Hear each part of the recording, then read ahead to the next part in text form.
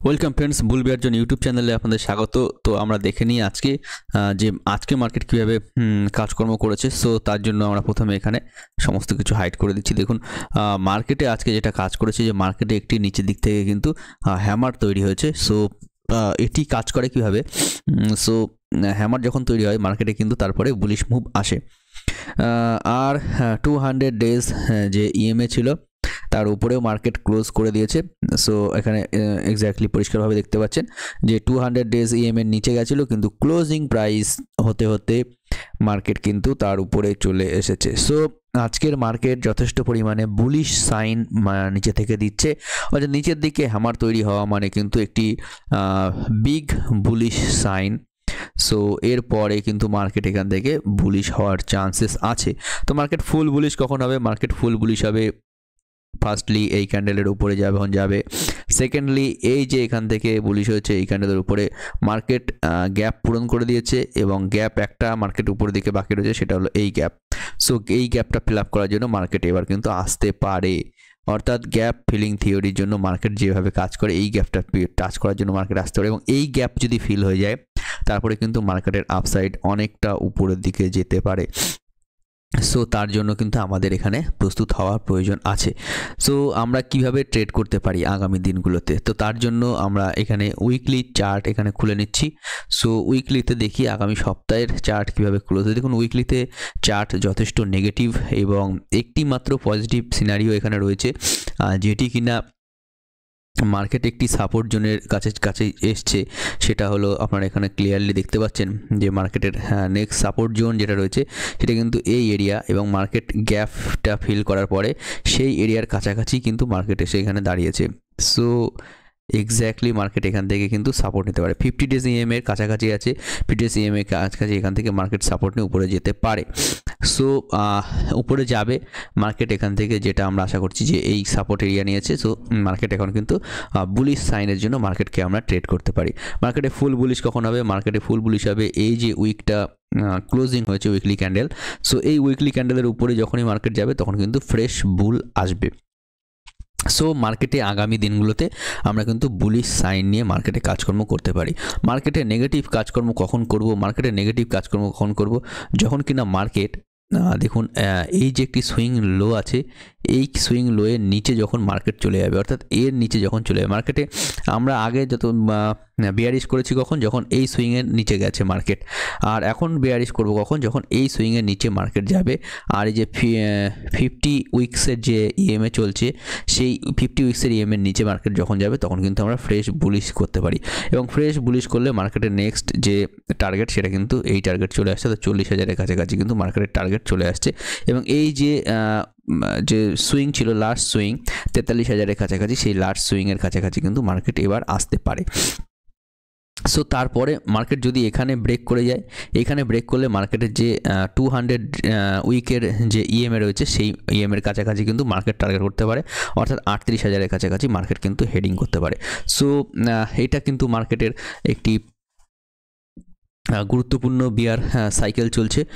So সমস্ত দেখুন result season চলছে, এবং রেজাল্ট সিজনে অনেক কোম্পানি আছে, যেমন JSW স্টিল 5 গুণ প্রফিট করেছে, নেট প্রফিট হয়েছে 5x, অর্থাৎ তাদের 500 কোটি টাকার কাছাকাছি যে প্রফিট ছিল অ্যারাউন্ড, সেটা কিন্তু 2500 কোটি টাকার কাছাকাছি প্রফিট এসছে, প্যাট অর্থাৎ প্রফিট আফটার ট্যাক্স। সো সেগুলো ভালো প্রফিট করেছে। আবার কিছু কিছু শেয়ার রয়েছে যারা কিনা কিন্তু এই কোয়ার্টারে হিউজ লস করেছে। সো মিক্সড এসছে। সো প্রফিট ড্রিভেন যে মার্কেট ছিল সেটা কিন্তু এখন আপনাদের লসের দিকেও মার্কেট তাকাচ্ছে। এবং দেখুন সবচেয়ে বড় ব্যাপার যে HDFCর মতো একটি বিগ ব্যাংক, সেটি কিন্তু মার্কেটে 3-4% মার্কেটের নিচে আসার ক্ষেত্রে কোনো রকম দ্বিতীয়বার ভাবেনি। এবং সবচেয়ে বড় ব্যাপার ICICI ব্যাঙ্কও কিন্তু একদিন দুদিন কিন্তু বড়সড় ধরনের সেল অফ এসছে। সো সেল অফটা কিন্তু এমনি আসেনি, এখানে সেল অফ কিন্তু বড়সড় প্লেয়াররা তারা ব্যাংক থেকে এক্সিট করেছে। সো সেই জন্য সেল আপ এসছে। সো আমরা দেখে নিই আমাদের নিফটি কীভাবে কাজকর্ম করেছে। সো নিফটির জন্য নিফটির চার্ট আমরা খুলে দিলাম। সো নিফটি উইকলিতে দেখুন নিফটি উইকলিতে স্ট্রং রয়েছে, যেটা কিনা আইটি এবং ফার্মা সেক্টরের জন্য, এবং নিফটিতেও দুটি নেগেটিভ ক্যান্ডেল তৈরি হয়েছে, উইকলিতে নেগেটিভ ক্যান্ডেল তৈরি হয়েছে, এবং দেখুন লাস্ট সুইংয়ের নিচে কিন্তু ক্যান্ডেল চলে এসেছে। সো নিফটির গ্যাপ এখানে আছে, সো এখানে কিন্তু গ্যাপ ফিল করতে টার্গেটে আসতে পারে এবং এটি কিন্তু একটি সাপোর্ট এরিয়া হিসাবে কাজ করবে। অর্থাৎ 20,400 এই এরিয়াটা কিন্তু সাপোর্ট এরিয়া হিসাবে কাজ করবে। এই এরিয়ার নিচে আসলে কিন্তু লাস্ট সুইং যে সাপোর্ট রয়েছে সেটা কিন্তু এই এরিয়া, এবং এখানে কাছাকাছি আস্তে আস্তে মার্কেট কিন্তু যে আপনার 50 ডেজ 50 উইকের যে ইএমএ রয়েছে, এক্সপোনেনশিয়াল মুভিং অ্যাভারেজ রয়েছে, তার কাছাকাছি কিন্তু মার্কেট হেডিং করতে পারে। সো নিফটির ক্ষেত্রে পতনের জন্য এতটা পয়েন্ট রয়েছে এবং আপসাইডে যাওয়ার জন্য যে উইকলি ক্যান্ডেল তৈরি হয়েছে এখানে, যে উইকলি ক্যান্ডেল তৈরি হয়েছে এর উপরে যখনই মার্কেট যাবে তখন কিন্তু এখান থেকে আপসাইডে ফ্রেশ বুলিশ সিগন্যাল বা সাইন আসবে।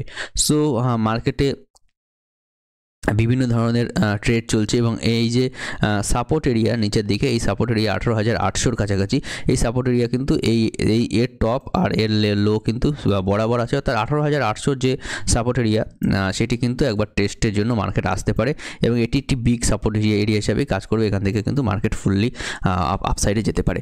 সো মার্কেটে কিন্তু এই যে নেগেটিভিটি আসছে এটা কিন্তু এখানে সাস্টেন করতে পারে এবং নেগেটিভে মার্কেট আসতে পারে, কারণ কি নিফটির ক্ষেত্রে যে গ্যাপ আছে সেই গ্যাপ কিন্তু এখনও পূরণ হয়নি।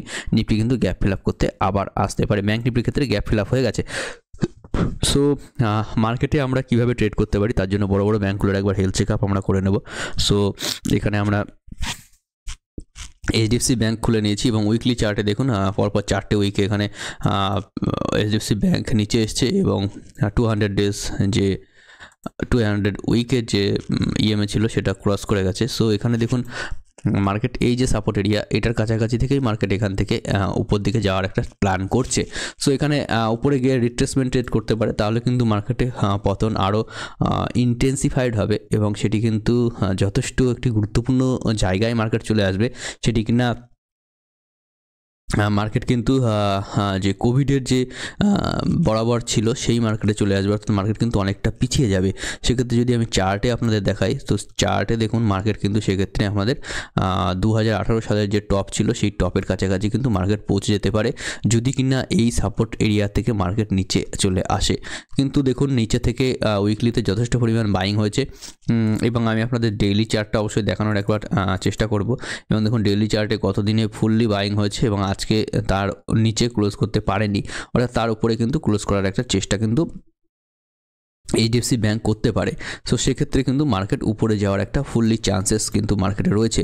আমরা দেখে নেব আইসিআইসিআই ব্যাঙ্ক কীভাবে কাজ করছে। দেখুন আইসিআইসিআই ব্যাঙ্কের উইকলি চার্ট যথেষ্ট পরিমাণে খারাপ, কারণ কি উপরের দিক থেকে একটি রেড উইকে মার্কেট শেষ করেছে, কিন্তু এইচডিএফসি ব্যাঙ্কের থেকে যথেষ্ট ভালো, কারণ কি মার্কেট কিন্তু তার 100 উইকের যে ইএমএ রয়েছে তার উপরেই রয়েছে এবং যে উইকগুলোর লো তার উপরেই মার্কেট কাজকর্ম করছে। সো মার্কেটে এখানে আইসিআইসিআই ব্যাঙ্কের ক্ষেত্রে আমরা এখানে ছোটো ছোটো উইকি ক্যান্ডেল ধরতে পারি এখানে আইসিআইসিআই ব্যাঙ্কে। সো মার্কেটে আগামী দিনগুলোতে মার্কেটে ছোটো ছোটো ক্যান্ডেল বা ছোটো ছোটো মুভমেন্ট হতে পারে, বড় বড় মুভমেন্ট নাও হতে পারে। যদি বড় মুভমেন্ট হয় এবং আইসিআইসিআই ব্যাঙ্ক এই উইকলি ক্যান্ডেলের যে 100 ইএমএ রয়েছে সেটি যদি ক্রস করে তাহলে কিন্তু 200 ইএমএর কাছাকাছি চলে আসতে পারে। এবং আইসিআইসিআই ব্যাঙ্ক যেহেতু সবচেয়ে টপে রয়েছে, সবচেয়ে উপরে রয়েছে, সো আইসিআইসিআই ব্যাঙ্কের ক্ষেত্রে কিন্তু পতন হতে পারে এইচডিএফসি ব্যাঙ্কের মতো। যেহেতু এইচডিএফসি ব্যাঙ্কে পতন হয়ে গেছে সুতরাং আইসিআইসিআই ব্যাঙ্কের ক্ষেত্রেও এরকম একটি দুর্ঘটনা ঘটতে পারে। সো তার জন্য আমাদের প্রস্তুত হয়ে থাকা দরকার। তবে বাজেট আসছে, বাজেটে গুরুত্বপূর্ণ ঘোষণাটা দেখে নিই, তারপরে কিন্তু মার্কেটে আমাদের ট্রেড করা দরকার। সো আমরা বড় ব্যাংকের ক্ষেত্রে এসবিআই দেখে নেব। এসবিআই এইচডিএফসির সঙ্গে সমান তালে চলেছে এবং দেখুন এখন কিন্তু যেসব পিএসসি সেক্টরে বা পিএসইউ সেক্টরে প্রফিট ছিল না, ছিল না, তারা কিন্তু এখান থেকে সেল আপে আসে। সো এসবিআই ব্যাংকের ক্ষেত্রে এখনও সাপোর্ট এরিয়া ইন্ট্যাক্ট রয়েছে। সো এর নিচে না আসা পর্যন্ত এসবিআই ব্যাংকে কিন্তু আমরা সাপোর্ট এরিয়া হিসাবে ধরবো। এর নিচে আসলে কিন্তু এই 200 যে উইকলি ইএমএ রয়েছে তার কাছাকাছি কিন্তু এসবিআই ব্যাংক চলে আসতে পারে। সো সেক্ষেত্রেও আমাদের নজর থাকবে যে এসবিআই ব্যাংক কীভাবে কাজকর্ম করছে। অ্যাক্সিস ব্যাংক যথেষ্ট নিচে এসছে এবং একটি গুড সাইন যে প্রফিট ড্রিভেন হওয়া সত্ত্বেও অ্যাক্সিস ব্যাংক নিচে এসছে। সো অ্যাক্সিস ব্যাংক এখান থেকে সাপোর্ট এরিয়ার কাছে রয়েছে এবং এখান থেকে সাপোর্ট নিয়ে সে উপরের দিকে যেতে পারে। সো এখানে কিন্তু অ্যাক্সিস ব্যাংকের ক্ষেত্রে সাপোর্ট এরিয়া যেটা হচ্ছে সেটা হচ্ছে এই যে 100 উইকের যে ইএমএ। সো সাপোর্ট এরিয়ার কাছে আসলে একবার কিন্তু এখান থেকে ট্রাই করে আমরা মার্কেট কিন্তু একবার উপরে যেতে পারে। সো সেই অনুযায়ী কিন্তু আমাদের উপরের দিকে ট্রেড আমরা নিতে পারি। সো আমরা এখানে দেখে নেবো আমাদের গুরুত্বপূর্ণ দুটো জিনিস, সেটা হলো ডিক্সি ইন্ডেক্স। সো ডিক্সি দেখুন 102 কাছাকাছি কাজ করছে, 104 উপরে যখন যাবে তখন কিন্তু সেল আপ আসবে এবং 106-7 উপরে গেলে কিন্তু আরও বড়সড় সেল আপ আসতে পারে। উইকলিতে দেখুন ডলার ইন্ডেক্স যেটা আছে উইকলিতে ওপরের দিকে চলছে, কিন্তু আমার মনে হচ্ছে যে সুইং যে লো আছে সেই লো কিন্তু কাটার জন্য মার্কেট নিচে আসতে পারে ডলারের ক্ষেত্রে, সেক্ষেত্রে কিন্তু ইন্ডিয়ান মার্কেট পজিটিভ হবে। সো ডাও জোন্সের আমরা মার্কেট দেখে নিই। ডাও জোন্স দেখুন নেগেটিভিটি দেখাচ্ছে।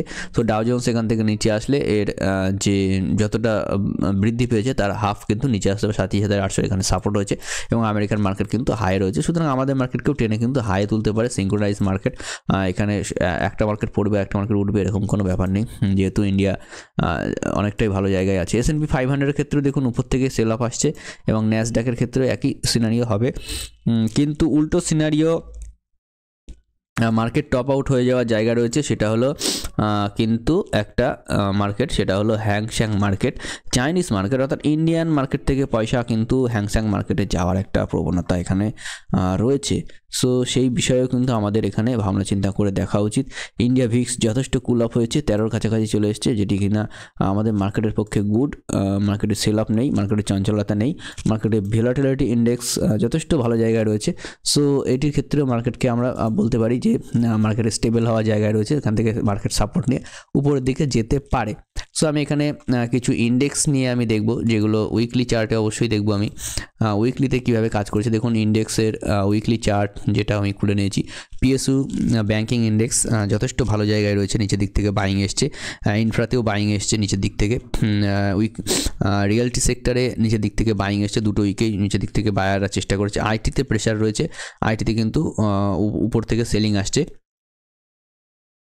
ফিন সার্ভিস ব্যাংকের মতোই যেটা অ্যানালাইজ করা হয়ে গেছে। মেটালে কিন্তু বাইং আছে, বাইং ফোর্স যথেষ্ট মেটালে রয়েছে এবং অটোতে বাইং ফোর্স রয়েছে, অটো কিন্তু অবশ্যই উপরের দিকে যাচ্ছে এবং দেখুন দুটো উইকে অটোতে কিন্তু যথেষ্ট পরিমাণে বাইং রয়েছে, এখানে একটা বাইং, এখানে একটা বাইং রয়েছে এবং এখানেও একটি বাইং হয়েছে এবং এই যে গ্রিন ক্যান্ডেল এটা বাইং ক্যান্ডেল। সুতরাং সেলারদের কিন্তু অটোতে বিশেষ কোনো ভূমিকা নেই, সেলাররা অটোর ক্ষেত্রে ইন্টারেস্টেড নয়, বাইং এবং অটোতে বায়াররা খুবই ইন্টারেস্টেড এবং বাইং হচ্ছে অটোতে। সো অটো ইন্ডেক্সে বাইং করে চলছে। FMCGতে সেলিং আসছে এবং গুড সেলিং, হেলদি সেলিং। এনার্জিতে বাইং রয়েছে, মিড ক্যাপে বাইং রয়েছে এবং মিড ক্যাপে কিন্তু যথেষ্ট পরিমাণে বাইং রয়েছে এবং সেলাররা এখানে এখনও কমফোর্টেবল জায়গায় আসতে পারেনি। ফার্মাতে বাইং রয়েছে, যদিও ফার্মাতে উপর থেকে সেলিং এসছে, আমার মনে হয় ফার্মা সেক্টর এখানে কিং, ফার্মা আইটি এরা কিন্তু উপরের দিকে যেতে পারে। সো স্মল ক্যাপে বাইং চলছে নিচের দিক থেকে এবং সেলাররা নিচে নিয়ে এসেছিলো কিন্তু আবার বাইং চলছে। সো রিটেল ড্রাইভেন মার্কেট, এখানে কিন্তু বাইং এখন চলবে কদিন ধরে। সো বিশেষ শর্ট করে কিন্তু বিশেষ লাভ হবে না। সো 500 ন্যাসডাক এগুলো আলোচনা করা হয়ে গেছে। সো আমি এখানে ভিডিওটা আজকের মতো এইটুকুই রাখছি।